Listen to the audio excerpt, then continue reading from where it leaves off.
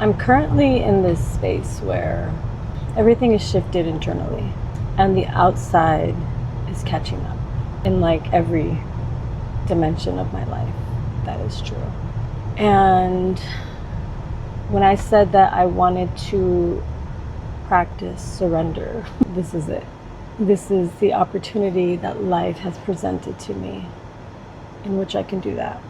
And so I do well to remember that when I forget. I be forgetting. I do. But then there are days when like the sun just rises a certain way, you know, alignments of this and that and whatever it is. And it's like, oh yeah, I remember. I asked for this. 1, 2, of course this is exactly how it would come to fruition. Of course this is exactly how it would unfold, you know, and it feels good. And more recently, like in the last couple days, when I wake up in the morning, I've been recording some like affirmations that just kind of flow out of me, and they're personal, they're for me, you know, and I listen to them in the mornings, and I'll probably do my bedtime one tonight before I go to bed. And like these things help. They help to like renew the mindset, especially when we're kind of immersed in this life as it is right now. But that's not how we create the life that we're desiring by focusing on what is right now. Actually, we create the life that we desire by focusing on the life that we desire. What a novel concept.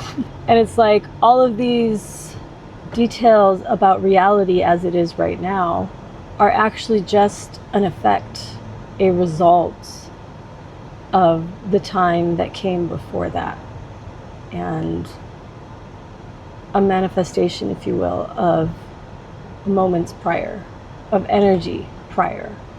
We actually are always creating our life. We're actually always energetically creating our lives first. Always, always, always, always. We can't not do it. That's how this world works. But when you learn that and you learn your own power to create your life deliberately with intention, then it's like, okay, if I want to experience this is the energy that creates that. Okay. And sometimes that's hard because you still have residue from moments prior, because moments prior are what created this moment. But in this moment, I want to create a different reality going forward. So I have to cultivate a brand new energy within me while still living in this moment that was created from moments prior. That is not the energy that I want to continue to cultivate for my life. Does that make sense?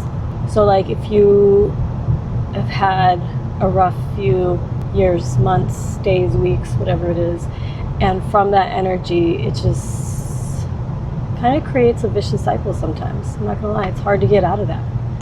It's hard to get yourself out of that energy. You have to be very intentional. You know, and sometimes the stars align and they work in your favor, and that's helpful, and we have supernatural help, especially if we ask for it, I believe. But a lot of it is co-creation. A lot of it is us, ourselves, creating it. And the powerful part is when we realize we can create whatever we intend to create. Like, it's almost like a game. Literally, the game of life and how to play it. Shout out to Florence Scovel Shinn. I've talked about her before. But it's like, this actually gets to be fun. This actually gets to be fun. We actually get to experience joy for the sake of joy. We actually get to experience pleasure for the sake of pleasure, and delight, and all of these things. And that is our homeostasis. Everything is not always rainbows and butterflies. There's ups and downs, and there's the full spectrum of this human experience, always. And we're grateful. We're here for it. But we want to create a baseline where our homeostasis is peace or joy, contentment, love, you know. And in order to create that type of experience for ourselves, we need to become that. Become peace, become joy, become contentment, become love.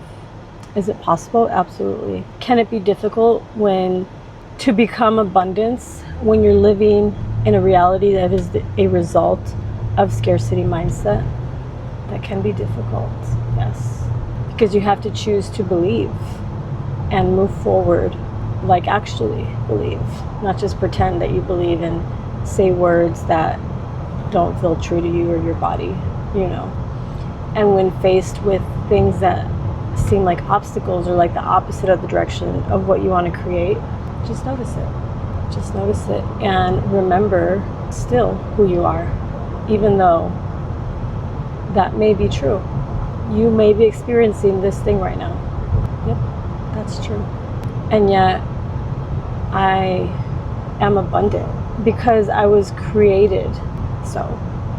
Like, meaning, take a look around you and just see and just start having gratitude for the things that you have. Literally, we have a limitless supply of oxygen to us. And we do not think about where our next breath is going to come from or next Monday if there will be enough oxygen and if I need to not use or waste so much oxygen on my deep breaths so that I will have enough for next week. That is the type of abundance that is actually available to us in our lives. And the way that we don't fret or worry or have fear about not having enough oxygen, that is our homeostasis of abundance. And it's not even of like, I have so much, it's a trust and a surrender of, I have everything I need whenever I need it, period. I am taken care of. I am provided for. Everything that I need comes into my life. Matter of fact, everything that I need wants to be a part of my life and my story and my energy, because those energies see what I'm creating, how I'm existing, and they're like, yeah, we want to be a part of that. We want to be a part of something bigger, you know? But it's not always easy, even for me. And a lot of these videos are me talking myself through it, you know? And I'm like, why not share them? Maybe this will help one other person. And if nothing else, I will have the documentation and records to look back on the evolution, the process. I think that's pretty cool. There's always an invitation to trust in the knowing, regardless of what it looks like on the outside. You know who you are. You know you're taken care of. You know you've made it through every hard moment ever in your whole life. You know you're resilient. You know that every single time it works out. That was part of scarcity dying in my life when I was like, every single time I've worried, I've stressed about anything, it's actually worked out. So I'm going to just let go of that step where I stress, just not do it. I'm just not going to participate with it anymore. I'm not going to give it my attention or my energy, and that's it. And I don't, because there really is no point. And sometimes it does get the best of me. Sometimes it sneaks up on me and I have to sit with it and I name it and I'm like, I'm feeling stressed about this. And in naming it and allowing it to exist, it dissolves. I don't even have to say, but you don't have to be stressed, because like you don't have to invalidate the feeling away. You just sit with it and you're like, that makes sense. That makes sense. That math is logical.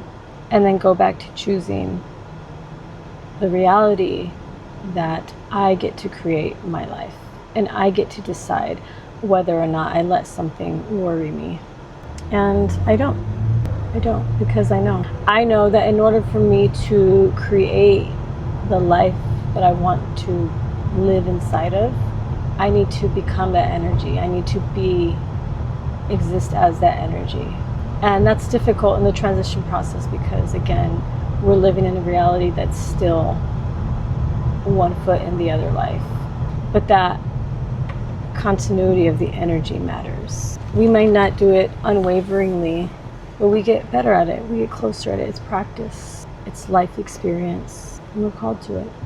Because that life is actually waiting for us to create it.